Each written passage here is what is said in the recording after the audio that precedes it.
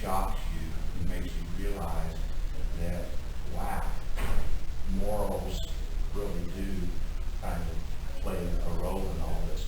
Bad guys in EC Comics always ended up getting killed. It's the guy that tried to kill his wife, or the woman that's cheating on her husband.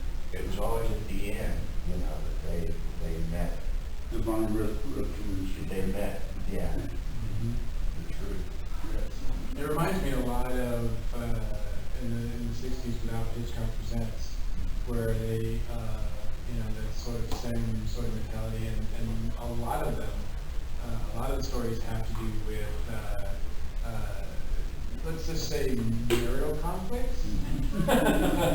Oh my. Yeah, exactly. Or inner jealousy within family members.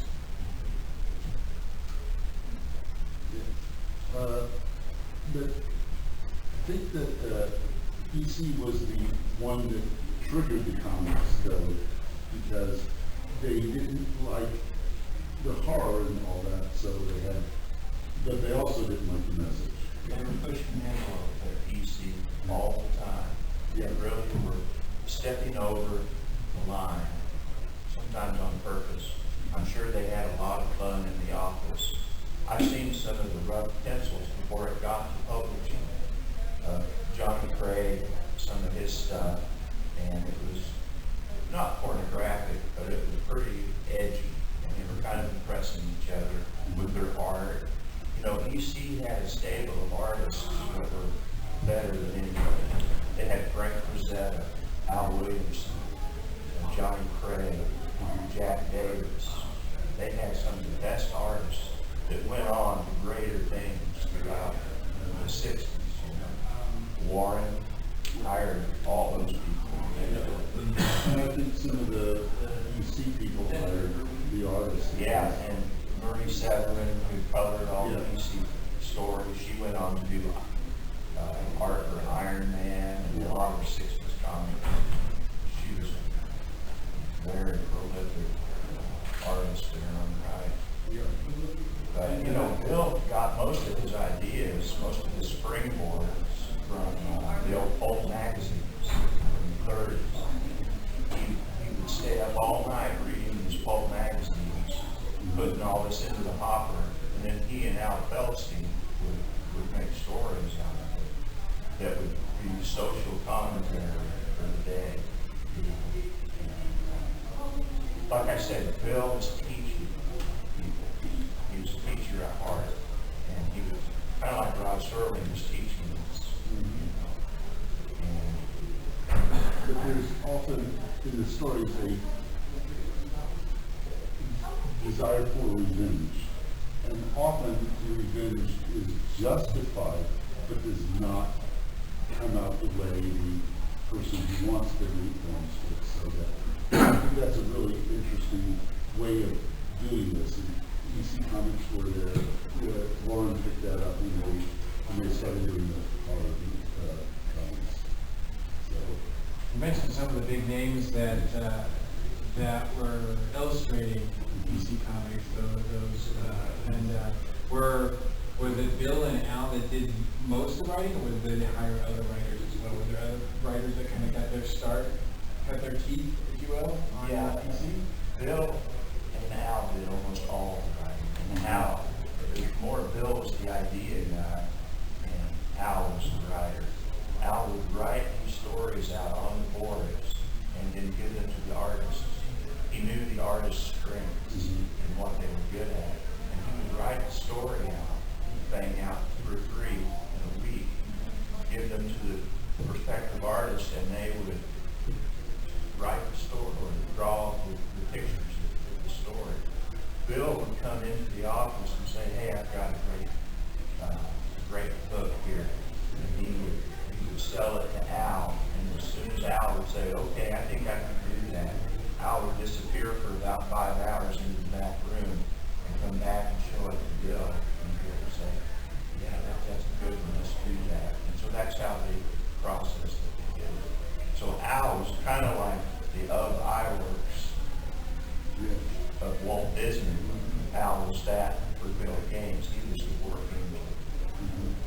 Bill was pretty rich.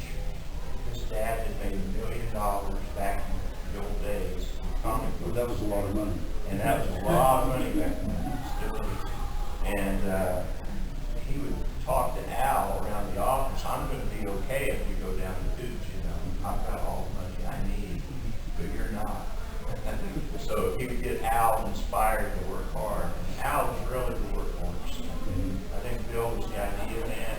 You'd come up with a great idea, and then Al would take it and write it, and then maybe illustrate it. And I think that's the process that was almost all. You have some, how long was the run for, would you say? Like from the start to the sort of demise of DC Comics, how long was that run for? Was it a decade or more than that? EC started as educational comics before it was entertaining comics. And it started with picture stories of the Bible, picture stories of American history, picture stories of science, and these types. And then when he died in a terrible boating accident, he saved some kid's life by throwing him out of the way. And took the blunt force of the impact and died. Bill was forced to go from teaching. He was going to be a chemistry teacher into being a publisher of comic books. And Bill didn't even like going into the office, they say. He didn't want to be a publisher. But once he and Al started having all these ideas about new lines of comics, like Bill was major in bringing horror comics into the public. Most horror comics copied what he did. Also science, weird fantasy, weird science fantasy. Bill was taking us to Mars, he was taking us to the moon. There's a lot of good science in that stuff coming out of a chemistry teacher's mind.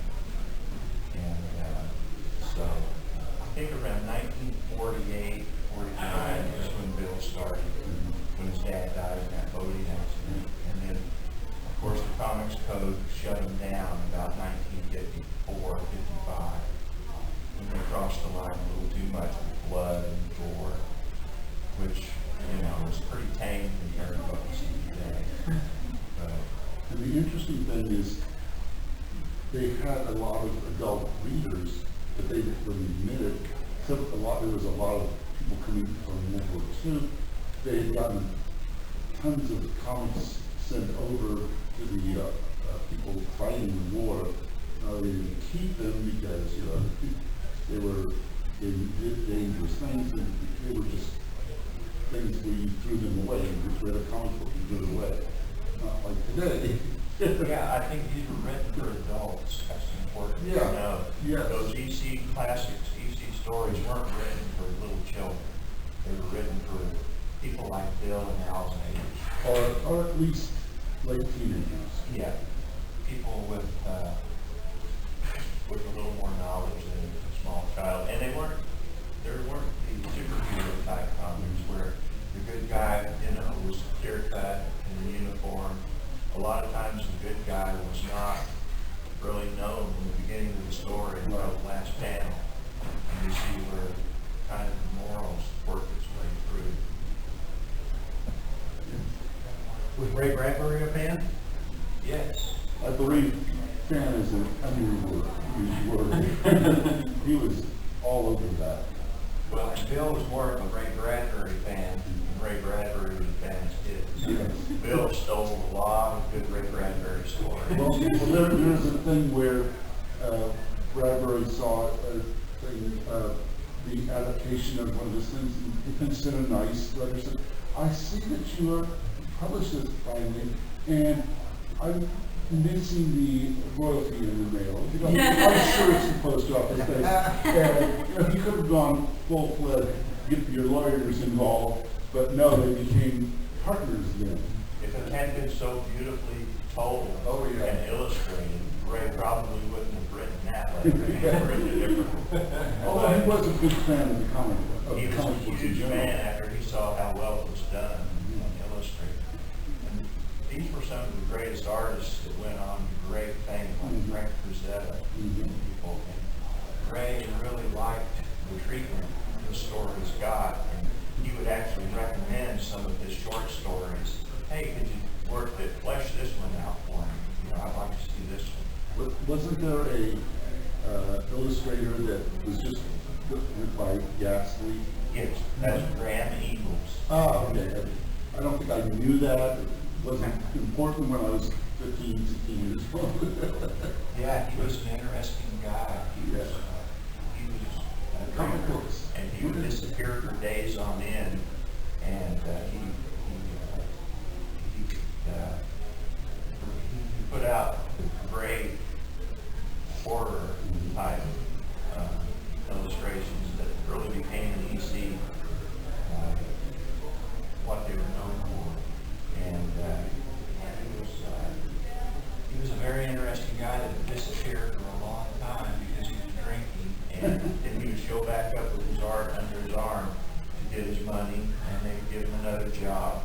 There were some that would churn out stories really fast. He was one of the guys that had to take a little more time, and he ended up disappearing. Nobody could find Graham Eagles. They were all wanting to talk to him about his work and his history, and he just kind of disappeared. Even Bill Gaines couldn't find him. Wow.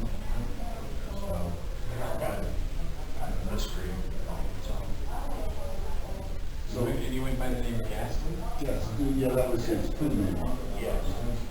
But coming back from the Zerlin panel, there's definitely a vibe from that period of time that permeated the Twilight Zone and the EC comics, and even some of the comics that were trying to get on the board of, of what EC was putting out. And there's a lot of, yes, here's all this horrible things, but he deserved it because of what he did on page 1. And that was something that I think EC had to do much more in 8 pages when you had Twilight Zone doing 30 minutes at 20 pounds.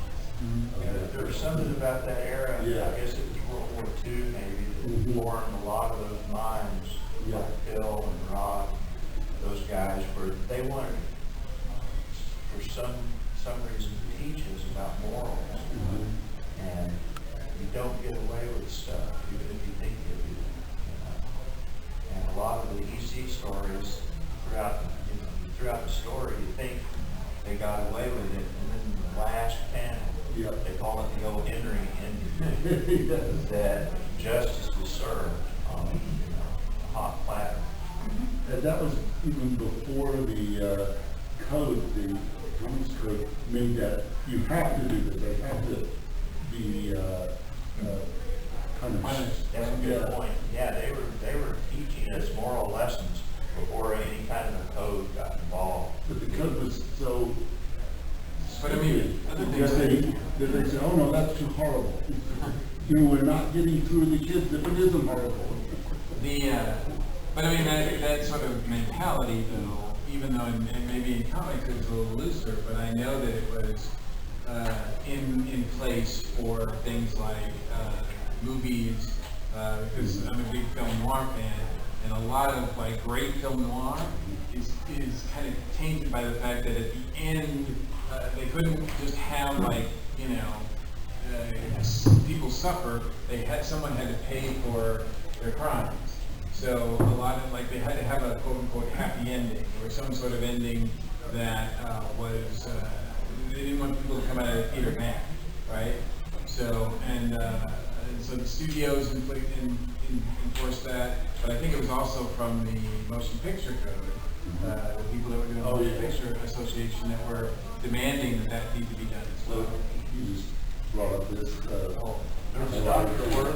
Well, according to AI, Sterling actually hired several EC artists and writers to work on the trials. I've never seen that before. Well, I want to make sure. I had not heard that. Well, there's a lot of people that say that Rod definitely got ideas from EC comic books, and we don't know how much, but you can see a real It similarity. was the same milieu that there were people that come back from the war. They said, well, we've seen harder, scarier things than what we're putting in our comics. We need to up our game. Plus, I think there was a sentiment, especially from all those who participated in the war, we don't want to go through this again. Like, we should not go through this again. Let's do everything that we can to make sure that we don't go through this again. Because this is the second time now we've had the Cold War, right? So it's like, let's not. taught them a lesson in 1918, and they hardly bothered us. Yes, they didn't know there was going to be a sequel. So, but just as a programming note, I will say that later tonight, we are doing a panel on the short stories that inspired Twilight Zone episodes. So if you want to find out about some of the authors that inspired a lot of stories that Rod wrote, and some of the authors even adapted their own stories, like Richard Matheson or Charles Beaumont adapted their own stories. Ray Bradbury adapted one of his stories for an episode of Twilight Zone as well. So if you want to find out more about that, but I don't know if there's any EC Comics people listed in among those. I have to double check that. But Beaumont was supposed to work for EC at one time. do you know that? Beaumont did? Yeah, I'm not sure. I do know that if you guys are into Star Wars or any of Steven Spielberg's stuff, these guys were huge EC fans. Oh, yeah. They're the guys that are buying all the original EC art now and giving them kudos on foreign their opinions.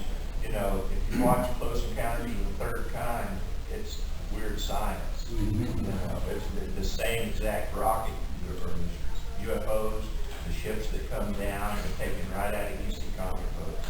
And George Lucas wrote a foreword for one of our EC archives, and Steven Spielberg did too, saying how when they were children, they lived with these things. These things formed their whole illustrated pattern, you know, what they saw on the screen when they envisioned something, they would think of EC panel, and how illustrative narration. George Lucas just built a great new museum out in California, and I think inside of that, he's got some great EC artwork that he's bought over the years, and he wants everybody to realize that this is what makes us human, telling stories and sharing with people, and teaching each other lessons about each other, so that we don't repeat it if it's not good, like World War II, things like that. And he really, I just watched a great interview with George Lucas by Queen Latifah that my friend Dan Beats here sent me, and it was all about telling stories to each other and how that forms who we are as a society. Was that the San Diego panel? Yeah. George Lucas went to San Diego Comic Con for the first time ever. Ever in his entire life. He went to, not to promote a Star Wars thing, Right. not to promote like his own stuff, except for he was there to talk about the museum that he's opening up in Los Angeles. And Guillermo del Toro was on that panel as well. And they were all, and yeah, Queen Latifah was the one that moderated it. If you can find it, it's really great stuff. Because they Guillermo buys those EC comics from me to this day. We have reprinted all the EC comics in library and archive form. And I love it when he buys one. I get his home address. And I know where to go get him. Some EC hardback from Russell or? Yeah, Russ Cochran. And he started reprinting these comics back in his early 70s. Right, but then when COVID hit, there weren't any new ones after that. Have they picked it up again? Yes, Or you we're picked it up? reprinting it with Dark Horse now. Okay. We work hand in hand with Dark Horse, and they're distributing it for us now. And are they saying hardback? Yeah, the hardback, and the difference is our comics, or our reprints in the 70s, we were more into the art. So we didn't put color, except on the cover, and that way the art could be seen better throughout the book. Gotcha. Then with the A lot of archives, times the right? colors were not the greatest back then, right? right? No. I don't mean to disparage colorists from that, But but not man, as good as they can be. They didn't have the options that they have today. Yeah, But I found a modern lot of comic books times- have a lot more than 4. I have found a lot of times with black and white, like looking at that's why I love the showcase editions that DC put out, or the Epic collections, or that Marvel put out, the Essentials, because they're just a black and white, and you really get to see the penciler and the inker do Right, that. you see every little pen stroke. Right. And a lot of that was obscured by the bad color. Yeah. Absolutely. Now, like, so, and I know this might be like too technical, but I'm sort of, you mentioned library editions, archive editions. What's the difference between all the editions, like the different kinds of editions? Well, like I said, the '70s, the black and white was more for the art aficionado. That's for the people that are more into Frank Frazetta, Al Williamson, Johnny Craig, those types of artists that were great artists that went on to go even higher after EC was shut down because of the Commons Code. And then I think it was just a lot of people complained that, hey, why don't we color them? You know, it'd be more fun if they were colored. So when we did the archives, which we first did with Gemstone Publishing, and now we're doing Archives. So when we did that, we got some good colorists. So modern colorists. Modern colorists that would go in and make it. And they're beautiful. I mean, Yeah. like I said, I was collecting them up until COVID, but wow. And I was a big fan of the old EC that got to be in college and they were expensive. I couldn't get any of them.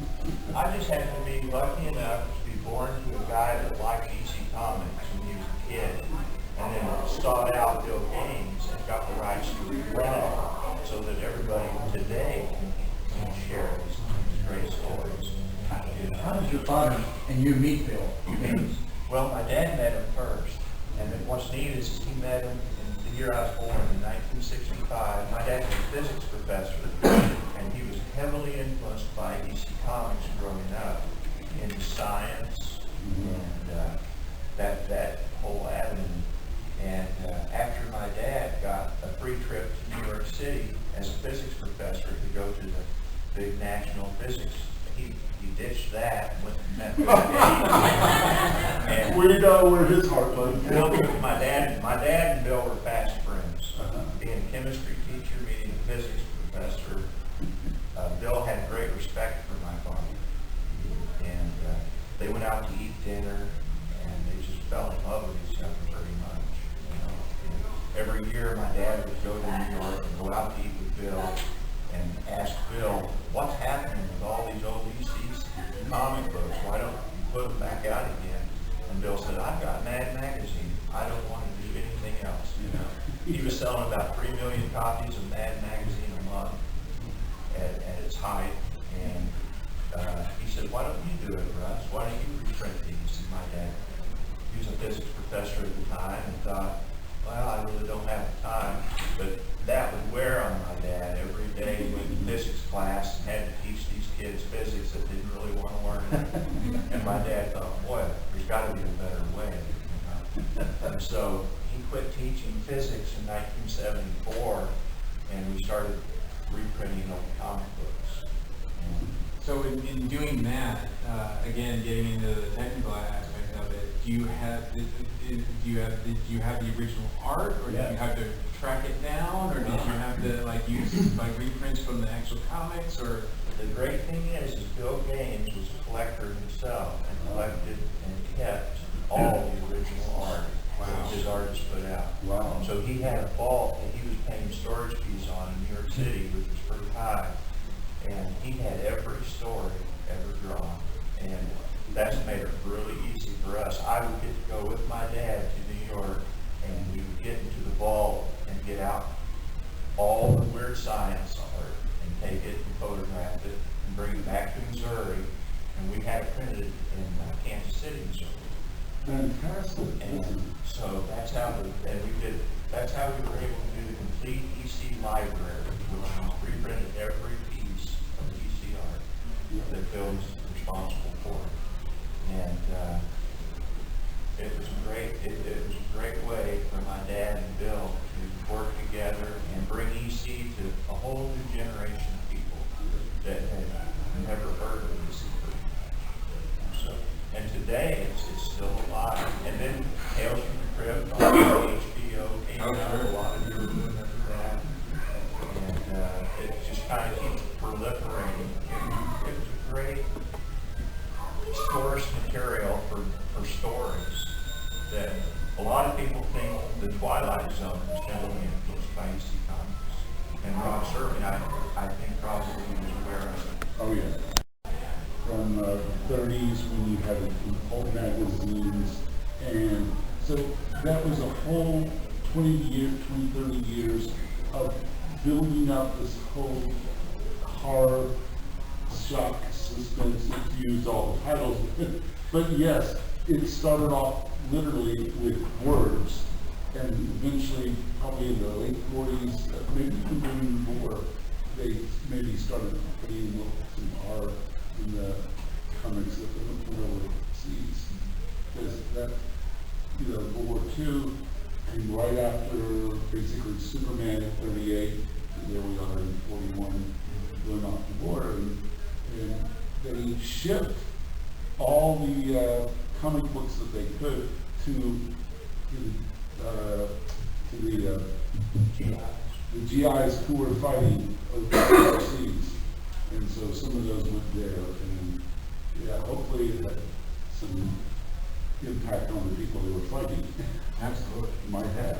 I do want to open it up to questions from everybody here. So, but before we do that, I want to ask you both, if you can, what is your favorite EC story?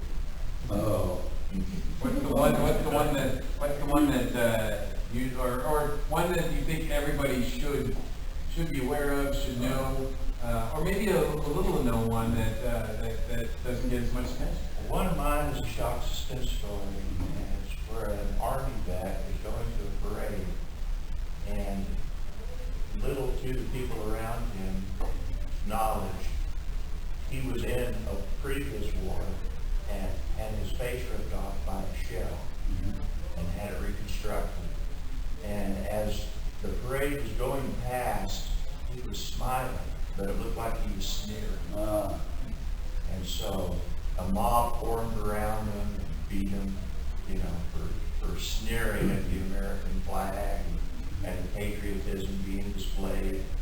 And they found out in the last panel that that was a veteran of a war. And they had just beaten up a veteran of a veterans parade. That was a social commentary on judging, people before knowing what they're really about. And there's other ones that deal with racism that are very poignant. An original PC story about racism just sold. It was kind of like, it was a great commentary on anti-racism. Didn't they do a whole thing on the KKK and the whole, Yes. our piece on that, with not even making any of it, these other kind of people. No, they just said KKK. And they would do it with aliens from other planets that would come here, kind of like, they would be KKK. And there was a lot of parallels with that. But they used aliens like, we are the tapeworm of the earth, stuff like that. We're the bad people, we're what's wrong with the earth. Commentary with, social justice and environmental justice too, where we are the problem, not the solution. And it makes you think from a different perspective, just like Ron Serling. He would take things and make you look at it in a new way. And it opened a lot of eyes. I think if you haven't read an EC story, you've got a lot to look forward to. Yeah, there's. Something inspiring.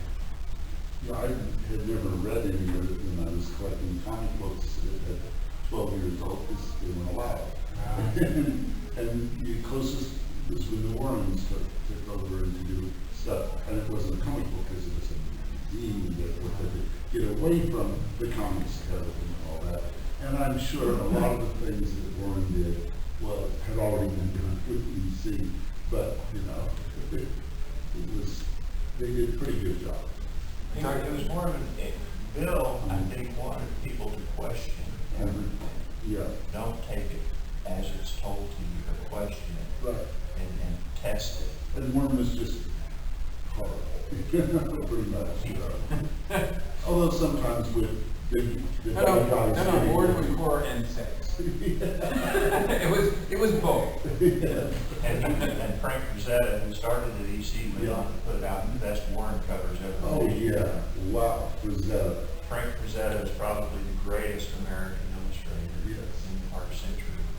Mm-hmm. And I was lucky enough to get to go to his house on the way to Bill's office in New York, and we'd stop and say hi to Frank Rosetta and get a couple originals from him to sell. My dad was an art dealer also, not just a publisher. But we had some good times at Frank's house. Is that vault of original EC art still intact somewhere?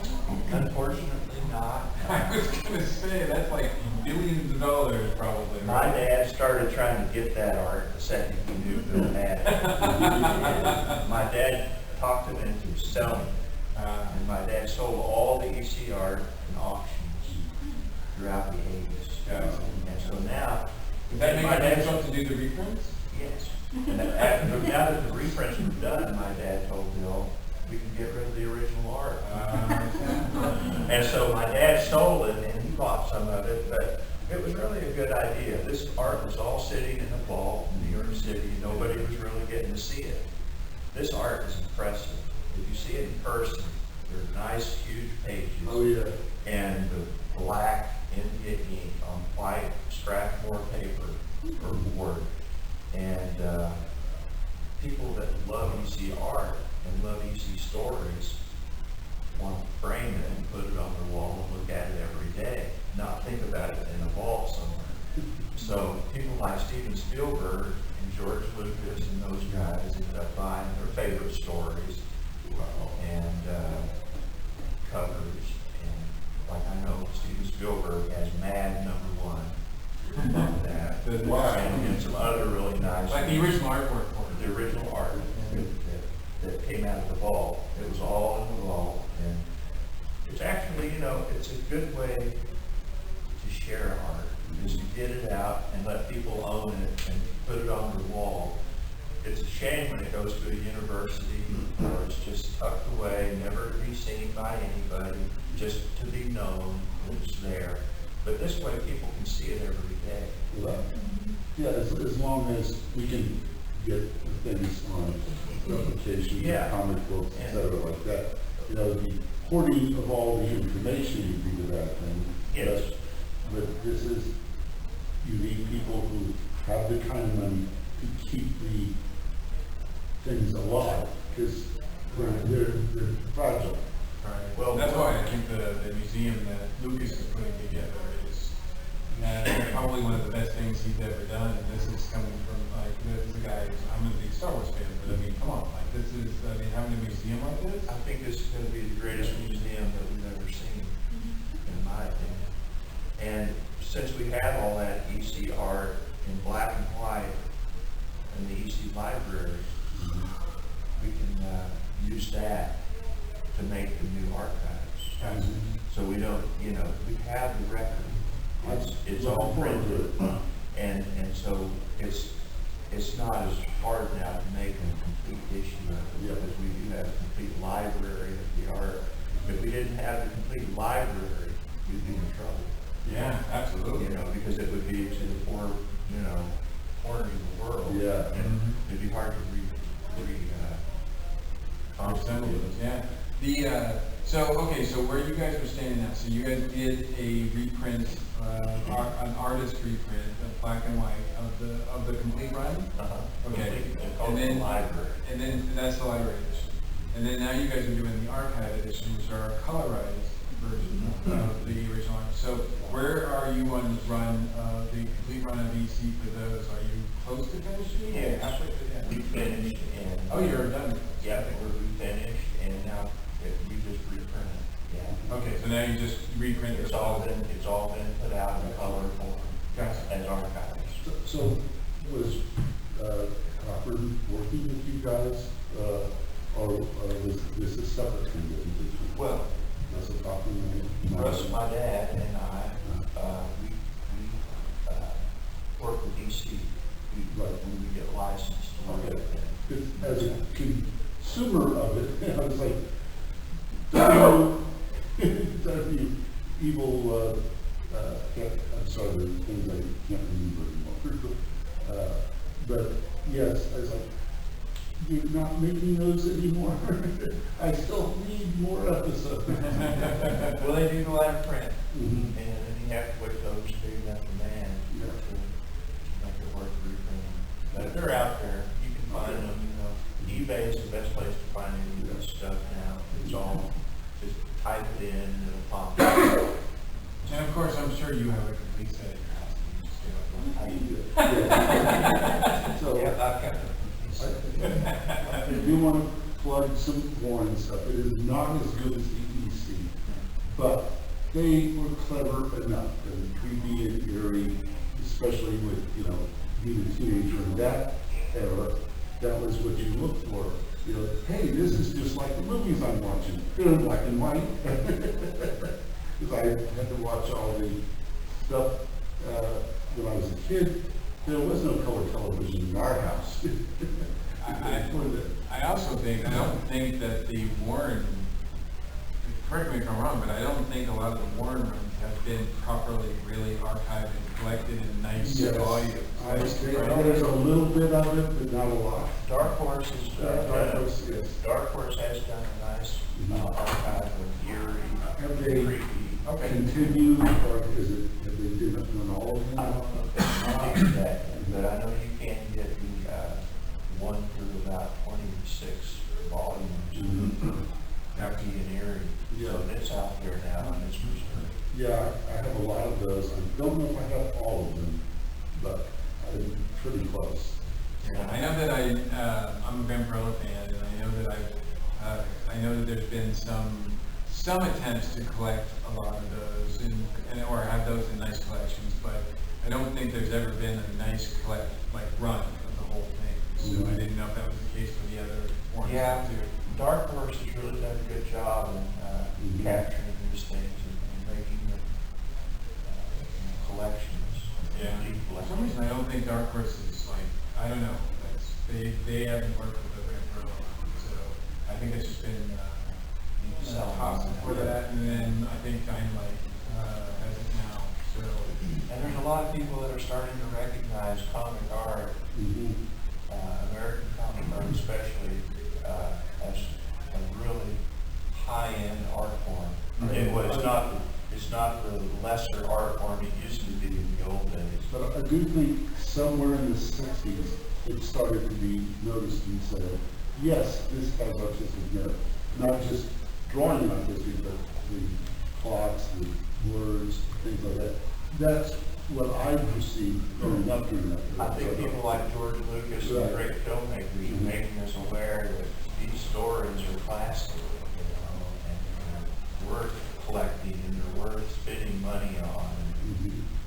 Owning the original art is very desirable.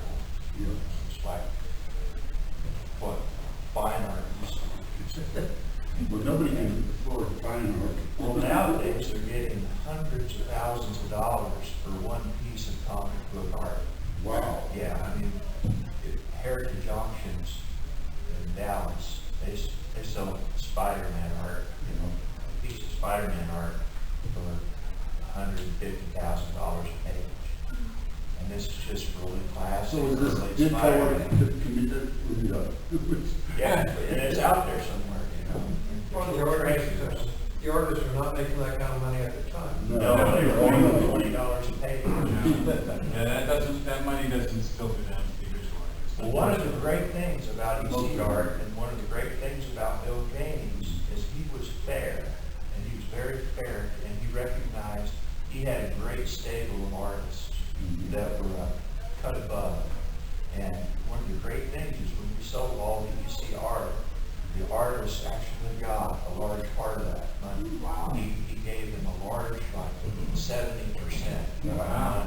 That is amazing. And Bill was already very well off financially. And the artists, a lot of them were still struggling, after making all this great art. And people like Graham Eagles, Gaston, Yes, he would get a big fat check in the mail from Bill. And that I thought was great. that's fantastic. I thought Bill really took care of his people. And Bill was kind of considered kind of like the old film industry that had a stable of actors. Bill had a stable of artists that he could depend on to put out high quality, great stuff.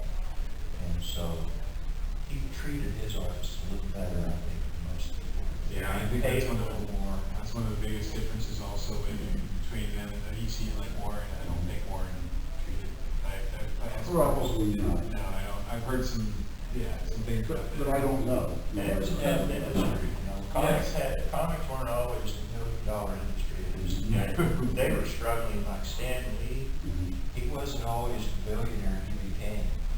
They were on the roads a lot of the time. Oh, yeah. And that just forced them to put out better stuff. And that's why the plastic old stuff is considered the real masterpiece. Well, and Stan Lee was the editor, but the publisher was the guy with the money. And what was that? That was, trying to remember what the name of it. Goodman, or Huh? was it Goodman, or? Goodman, maybe? Is that Not sure. Mark Goodman? It sounds like it. I'm too old. Yeah. Do we have questions or comments or? I'd like to hear about Bill's testimony in the congressional hearings. That would be interesting.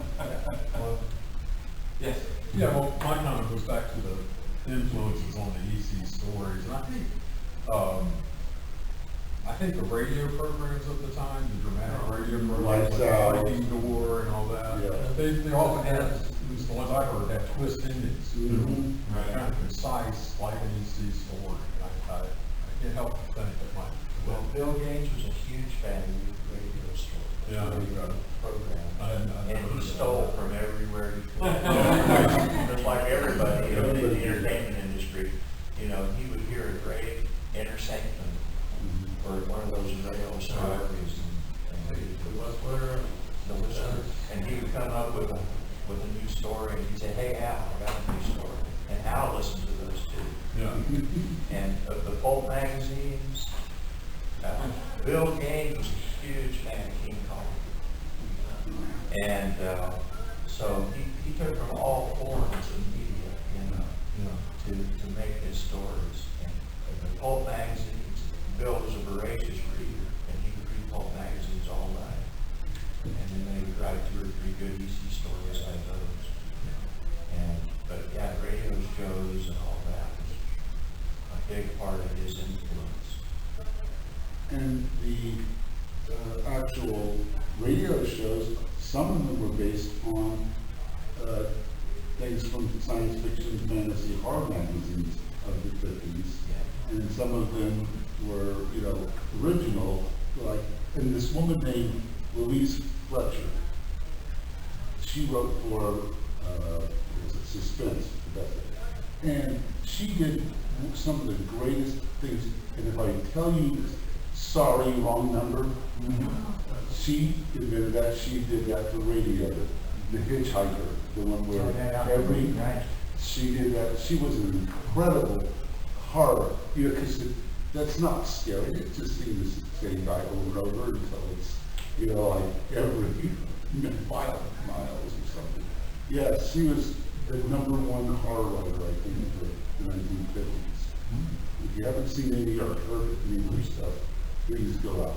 She's good. Any other questions, comments? See how I snuck the radio stuff? I did. I'm with the Atlanta Radio Theater Company. Bringing more of art back to life. With as influential as EC Comics was to pop culture in general. I mean, we've already mentioned filmmakers. We didn't even touch upon it. George Romero, very much inspired. That's where we get Creepshow from, right? Like the Creepshow movies. Yeah, that was a revolving trip. Absolutely, absolutely. Do you see any comics, literature, anything now that you can point to and say that is directly influenced by EC Comics? Or is it something that's sort of kind of gotten, it's just not, it's on the back burner, it's not really, it doesn't feel as relevant? Well, there was, I think in the 70s when Marvel was trying to do like monster comics and things like that, so that didn't win very much, but at least was there for a little while. There's a million imitators. Well, yes. Very few would hold up, and so they would fall. Yeah.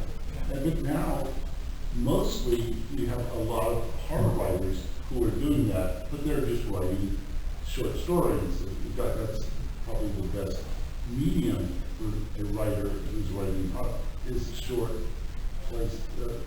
maybe even a novelette, but a whole novel, nobody's going to go down Stephen King's thing. Now, you have 800 pages of this before the actual denouement. Stephen King was an actual subscriber to the EC Library, and he would send us letters, please get us out another set. And So you have Stephen King's addresses. I've got his. But Dan was talking about the Senate subcommittee hearing on juvenile delinquency. Oh, yeah. That they blamed comics for. EC Comics was blamed for a lot of bad things that were happening in America, or anywhere, I guess. But they were thinking kids were reading these horror magazines and all of a sudden deciding to chop up their mom and dad with an axe. And, that was just not happening. But there was a Dr. Wortham, psychologist, and he wrote a book about the seduction of the innocents. And that's a good book to read about how people can get the wrong idea and take off with it. Oh, And he convinced mothers everywhere that these comics were rotting their kids' brains and were turning them into juvenile delinquents and criminals. And one of the letter my dad wrote Bill Gaines that got him to meet Bill Gaines was, my dad said, of the EC chapter in West Plains, which is chapter number 3, we have now, of that chapter of boys that read EC Comics, we have a doctor, a lawyer, a physics professor, a pastor, and not one axe murderer. Well, you need someone. So we all turned out real good, Bill. And Bill thought that was funny, and he said, "Hey, next time you come to New York, I want you to come see me." And that was And I read Seduction of the Innocent probably when I was 18 or 17, somewhere in that area, where I just started doing interesting things in comic books, and I said, this guy is not well. He sold a lot of He books, said, yeah. look at this looks like a female breast in the, it's like, you have to have a really extended imagination to get to that point. Well, and he wouldn't even read the EC Comics stories. He wouldn't even read the words. He would look at the pictures and make judgments. Just kind of like he could have written an EC story about him. Yes. I think someone did have. He was very judgmental. Just exactly what Bill now are trying to teach us not to do. Yeah. And that drove Bill crazy. And he said he was up on amphetamines all night, the night before he went into the hearings, and so he didn't perform very well. He was like a brick, He couldn't really speak well, his mouth was dry, and that's back when amphetamines were legal.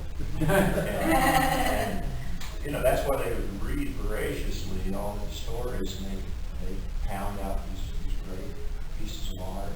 So do you know where they went after the next thing after the comic books?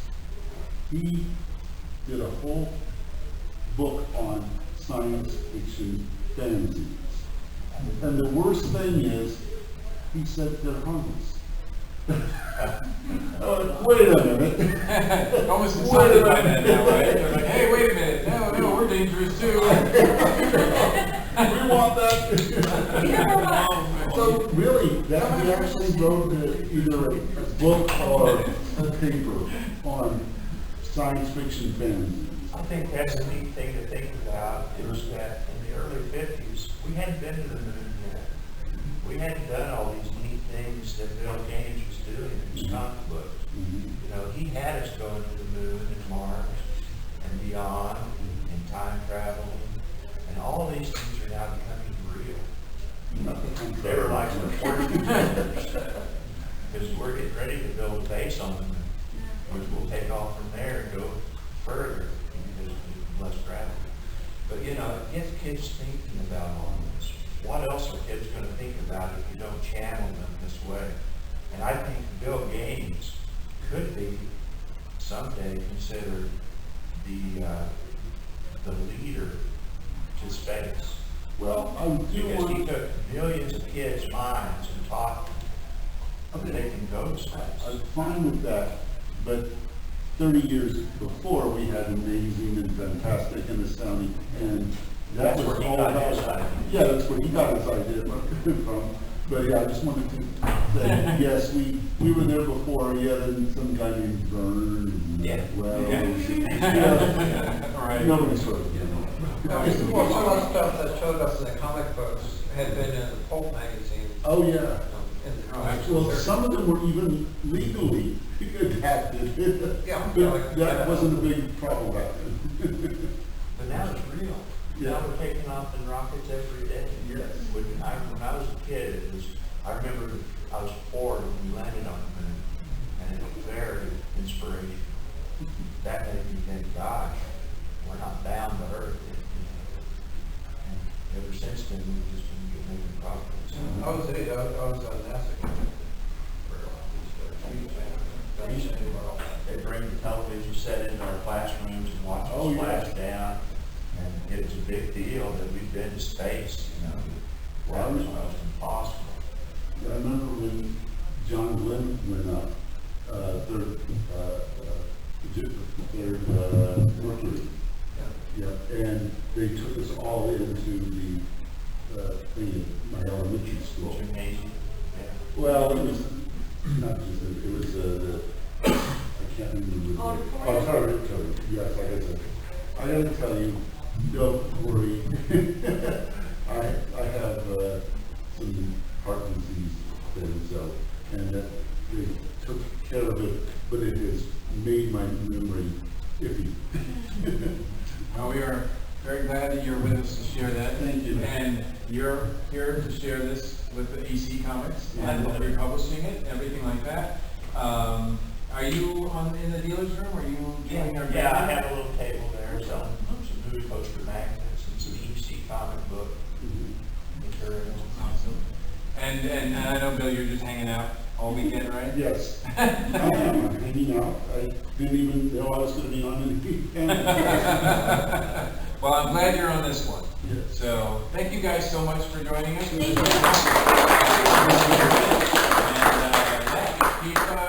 keep coming to this space, because we've got cool stuff happening.